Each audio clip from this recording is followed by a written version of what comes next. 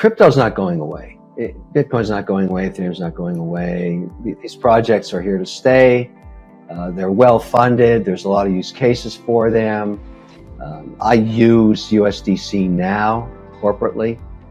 We have a Circle account. We've gone through compliance and our auditors setting it up. I'm a shareholder of FTX. I'm a shareholder of Circle. I'm also, I should disclose, a paid spokesperson for FTX. I hold 32 different positions on my FTX account because it's the most compliant one I can find in working with my compliance department and my regulator.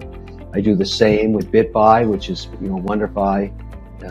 It's one of our divisions, and I've got a full corporate account there too, because these are compliant platforms. So I can be compliant in Canada on BitBuy, I can be compliant in the US on FTX. So you have to find your geography, figure out your compliant platform, and you have to hire a whole bunch of people to manage this stuff for you. So we're so early in all of this, but again, that's the potential.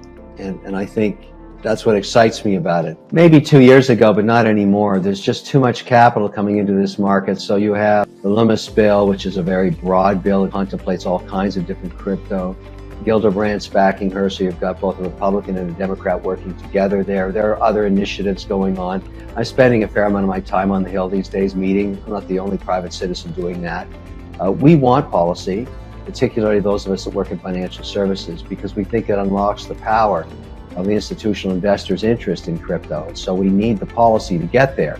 I'm going to predict that crypto, and particularly Bitcoin, will be locked between $20,000 and $25,000 until we get policy. It's just not going to go anywhere because there's not enough buyers. You need to untap the trillions of dollars being managed by sovereign wealth, and they're not going to buy Bitcoin until there's regulation. We have this conversation all the time. They're not going to spend an ounce of time worrying about it until they get instruction that they're permitted to index it.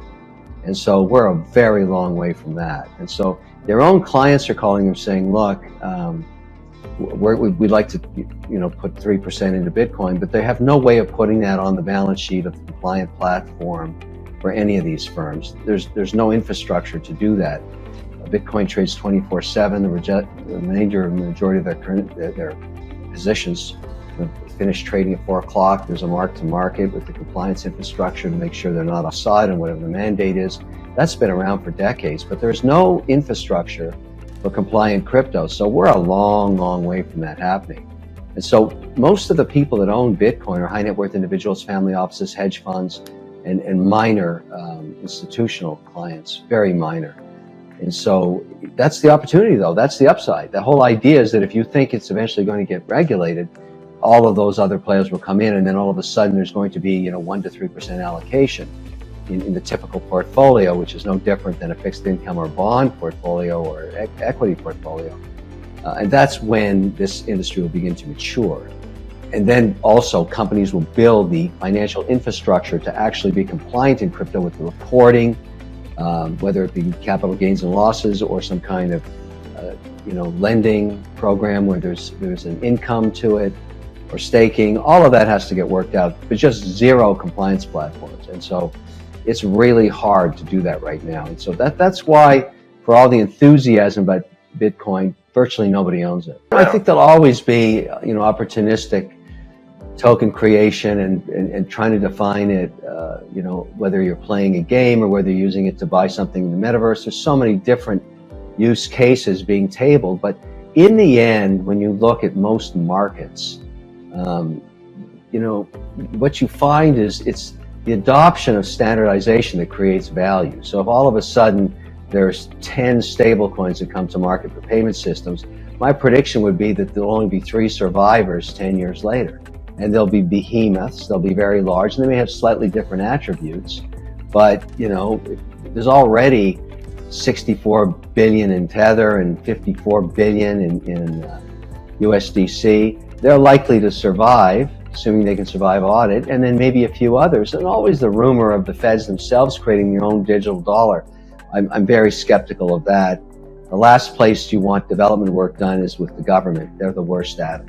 So I'd let the private sector figure that out and just the government provide regulation. But, everybody's speculating on this stuff.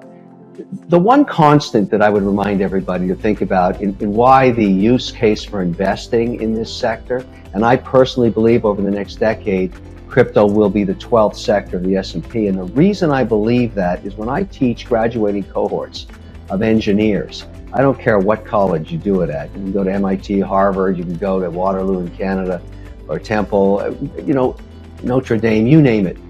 A third of the graduating class, the smartest hands above keyboards in the world, because some of these classes are 130 international, particularly MIT. They have no interest in, as engineers, to go back to the other 11 sectors of the economy. Zero interest in working there. They all want to work on the blockchain. So my argument is you can't take that much intellectual capital, the best and the brightest, put them onto this sector by the tens of thousands every week and not expect incredible outcomes. So it's just like at the beginning of the internet, and all of a sudden when people thought, oh, the internet's not going to be anything, look at it today, it's the backbone of every economy.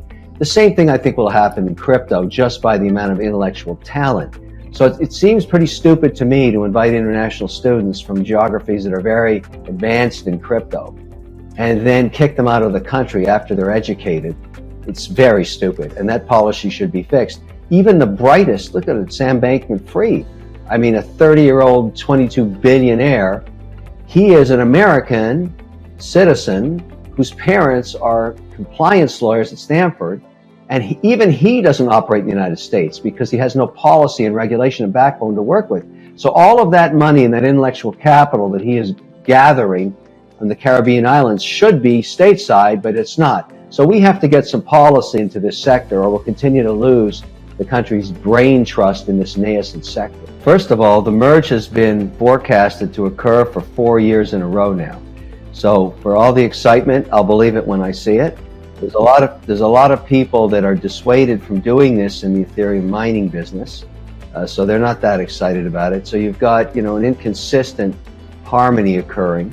Anything could happen, but really at the end of the day, ETH it's slow and it's expensive, and so if it doesn't fix itself, it's going to have lots and lots of competition. And so everybody has an opinion on this, and I think the market is being the market. I have a pretty big ETH position as well. I'm going to wait and see what happens because it has attracted more applications, more usage than anything else to date.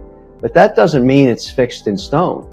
Anything could happen, and so I also think that there's other applications from HBAR to Solana, Polygon, all kinds of different ideas in terms of how this should happen and how financial services work, and the cost, the speed, the fees, the transparency, auditability, security, all of these things.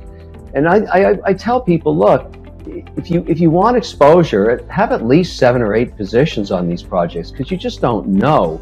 You can do it by order of market capitalization. That's easy to find out. But that doesn't mean you're right on doing that either. So diversification on this very nascent system, and whether it's where it all fits, and when people tell you, well, I know with certainty this particular level 2 is going to really work, they have no idea. It's the adoption by users of apps and applications on top of it, and payment systems and transparency and all the rest I mentioned, that will eventually determine whether that platform is profitable or it isn't. At the end of the day, if it never makes any money, it's going to zero like every other business, and many will go to zero, and that too is okay.